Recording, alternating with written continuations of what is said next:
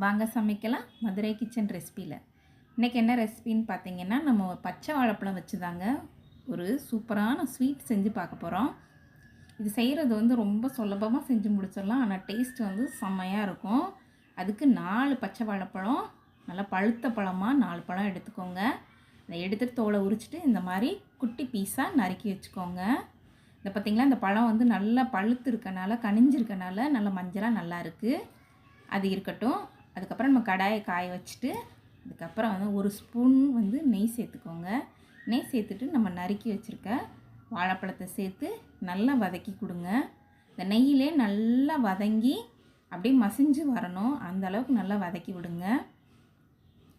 இந்த நெய்யில் வாழைப்பழத்தை வறுக்கும் போதே மனம் சூப்பராக இருக்குங்க. இப்போ பாருங்கள், நல்லா வதங்கிருச்சு. வதங்கினதுக்கப்புறம் ஒரு மேஷர் வச்சு நல்லா மசிச்சு விட்டுக்கோங்க.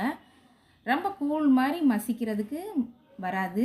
அங்கங்கே கொஞ்சம் கொஞ்சம் அந்த வாழைப்பழம் திப்பி திப்பியாக இருந்தாலும் இந்த ஸ்வீட் ரெசிபிக்கு ரொம்ப நல்லாயிருக்கும். இப்போ இதை நல்லா நெய்யிலே இன்னும் நம்ம வதக்கி அந்த வாழைப்பழத்தில் இருக்க ஈரப்பதம்லாம் போகிற அளவுக்கு நல்லா வந்து வதக்கி விட்டுக்கோங்க. இப்போ பாருங்கள், கொஞ்சம் ஓரளவுக்கு வதங்கியிருக்கு. இன்னும் கொஞ்சம் நல்லா சுருளை வதங்கி நம்மளுக்கு வந்து நல்லா கொஞ்சம் அல்வா பதத்துக்கு வர்ற மாதிரி நம்ம வதக்கி எடுத்துக்கிடுவோம்.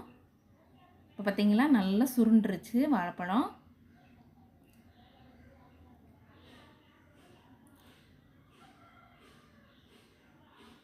இப்போ இதோட நம்ம 1 கப் அளவுக்கு ரவை எடுத்துக்கோங்க. நான் ரவையை வந்து வறுக்கலாம் செய்யலைங்க, அப்படி தான் சேர்த்துக்கிறேன். இதையும் அந்த வாழைப்பழத்தோடு சேர்த்து நல்லா வதக்கி மிக்ஸ் பண்ணி விட்டுக்கோங்க.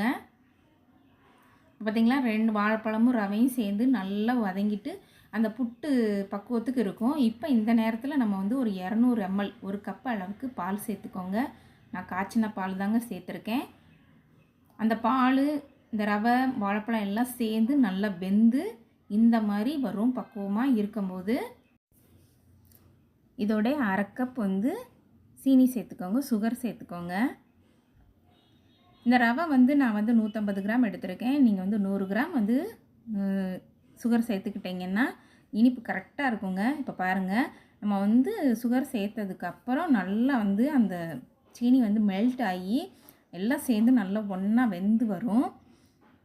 இப்போ நல்லா வெந்து வந்ததுக்கப்புறம் பார்த்திங்கன்னா, அதுக்கப்புறம் நல்லா இப்படி கெட்டி ஆயிரும். கெட்டி ஆனதுக்கப்புறம் நம்ம வந்து நம்ம கீழே கடாயில் வந்து ஒட்டாமல் வரும் பார்த்துக்கோங்க. இவ்வளோ நல்லாயிருக்கும். இப்போ இது டேஸ்ட் கூடுதலாக கிடைக்கிறதுக்காண்டி நம்ம வந்து ஒரு ஸ்மால் கப்பில் வந்து நான் தேங்காய் துருவல் சேர்த்துருக்கேன். இது வந்து அரை முடி தேங்காய் துருவல் சேர்த்துட்டு நல்லா கிளறி விட்டுக்கோங்க.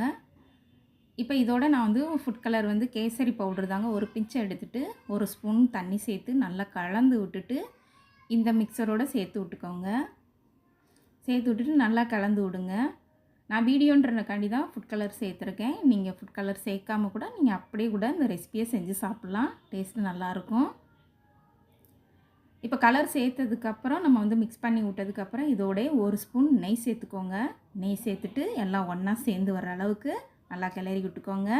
நம்ம நெய் சேர்த்துட்டு கிளறி விட்டதுக்கப்புறம் பார்த்திங்கன்னா நம்மளுக்கு வந்து கடாயில் ஒட்டாமல் நல்லா திரண்டு வரும். இந்த பக்கம் வந்து கரெக்டாக இருக்குங்க. நம்ம ரெடி பண்ண இந்த ஸ்வீட் ரெசிபி ரெடி ஆயிருச்சு. இப்போ நம்ம போட்டிருக்க ரவையெல்லாம் வந்து கரெக்டாக நல்லா வெந்து நல்லா ஒன்றா சேர்ந்து நம்மளுக்கு திரண்டு வருது பாருங்கள். இந்த பக்கம் வந்து இப்போ கரெக்டாக இருக்கும். இப்போ கடாயிலேருந்து ஒரு பிளேட்டுக்கு மாற்றிக்கோங்க. இப்போ கடாயிலேருந்து விழுகும்போதே பார்த்திங்களா, ஒட்டாமல் நல்லா கரெக்டான பக்குவமாக வந்திருக்கு. இப்போ நம்ம இந்த சூட்டிலே நம்ம வந்து உருண்டை பிடிக்க முடியாது. அதனால் ஒரு 10 நிமிஷம் போல் மூடி போட்டு அப்படியே வச்சுருங்க. 10 நிமிஷம் கழிச்சிட்டு நம்ம எடுத்து பார்த்தோம்னா நம்மளுக்கு அந்த ஹீட்டில் அந்த ரவை கொஞ்சம் நல்லா வெந்து இன்னும் வந்து நல்லா பக்குவமாக நல்லாயிருக்கும். இப்போ நம்ம உருண்டை பிடிச்சிக்கலாம். நீங்கள் மீடியம் சைஸு வந்து எலுமிச்சம்பழம் சைஸுக்கு நீங்கள் உருண்டை பிடிச்சி வச்சுக்கோங்க.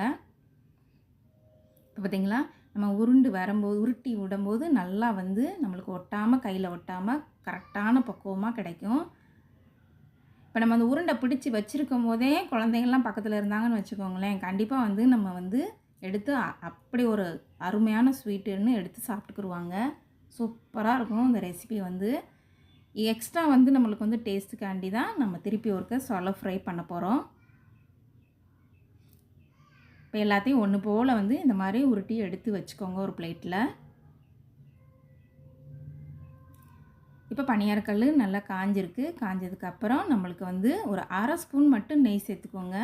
1/2 ஸ்பூன் நெய் சேர்த்துட்டு நம்ம உருட்டி வச்சுருக்கத எல்லாத்தையும் போட்டுக்குருவோம்.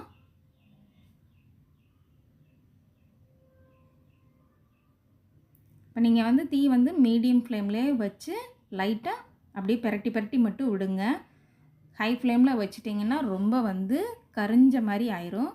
அதனால் வந்து நம்ம சாலோ ஃப்ரை அப்படிங்கிறனால வந்து நீங்கள் வந்து மீடியமாக தீ வச்சுட்டு நீங்கள் வந்து நல்லா எல்லா பக்கமும் திருப்பி விட்டிங்கன்னா கரெக்டாக இருக்கும்.